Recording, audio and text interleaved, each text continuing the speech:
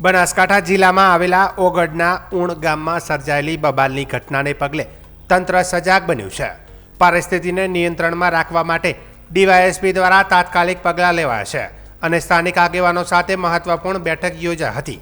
આ બેઠકમાં સર્વ સમાજના આગેવાનો હાજર રહ્યા હતા, જેમાં શાંતિ જાળવી રાખવા અને પરિસ્થિતિ વધુ બગડે નહીં તે માટે ચર્ચા કરવામાં આવી હતી।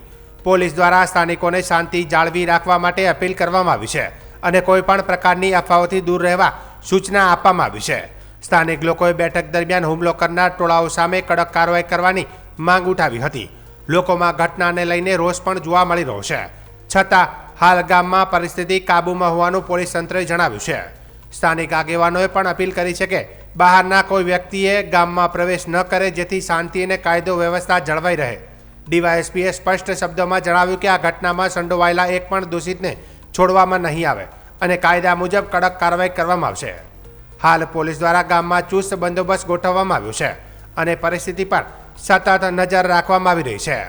થરા પોલીસ સ્ટેશનના ઉણ ગામે જે ગઈકાલે બનાવ બનેલો હતો, જે બનાવના અન્ય કોઈ પ્રત્યાઘાત ન પડે અને સમયસર ગામ લોકોનો તમામ સમાજનો જે સહકાર મળેલો છે, જેના ભાગરૂપે કોઈ મોટી ઘટના બનતા અટકી ગયેલ છે। પોલીસની સમય સૂચકતા, સમયસર હાજરી અને જરૂરી એક્શનના કારણે હાલ બિલકુલ પરિસ્થિતિ શાંત છે, કોઈ અન્ય પ્રશ્ન નથી અને સોશિયલ મીડિયાના માધ્યમથી કે અન્ય કોઈ અફવાઓથી લોકોમાં કોઈ રોંગ મેસેજ ના જાય, કોઈ ગલત મેસેજ ના જાય તે સારું આજરોજ ગામે શાંતિ સમિતિની તમામ સમાજના લોકો સાથે બેઠક કરવામાં આવી છે, તમામના રજૂઆતો સાંભળવામાં આવી છે અને તકેદારીના ભાગરૂપે ગામમાં જરૂરી બંદોબસ્ત પણ જાળવવામાં આવે છે। હાલ બિલકુલ શાંતિ છે। સર, એફએસએલ કઈ રીતની કામગીરી ચાલે પંચનામું કરવાની? આ જે ગુનો દાખલ થયેલ છે એ ગુનાના કામે બિલકુલ સાયન્ટિફિક તપાસના ભાગરૂપે એફએસએલની મદદ લેવામાં આવેલ છે। જરૂરી પંચનામા, વિડીયોગ્રાફી, ફોટોગ્રાફી સાથે કરવામાં આવેલ છે અને કાયદાની જોગવાઈઓ મુજબ તટસ્થ, નિષ્પક્ષ અને કડક રીતે કાર્યવાહી કરવામાં આવશે।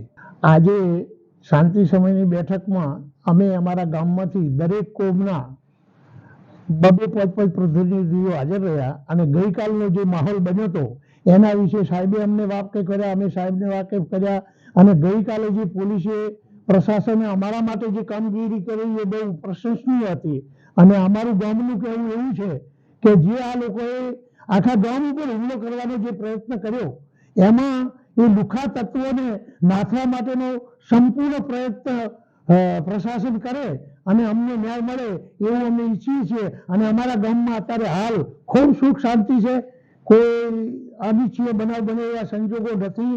પોલીસે અમને ફૂલ રક્ષણ આપેલું છે, અત્યારે હાલ બંદોબસ્ત ગોઠવાયેલો છે, અમારે કોઈ અજુગતું બને એમ નથી, કોઈને અહીં આવવાની જરૂર નથી, અમે બધા હેમખેમ કુશળક્ષેમ છીએ, કોઈ તકલીફ નથી આજની તારીખમાં।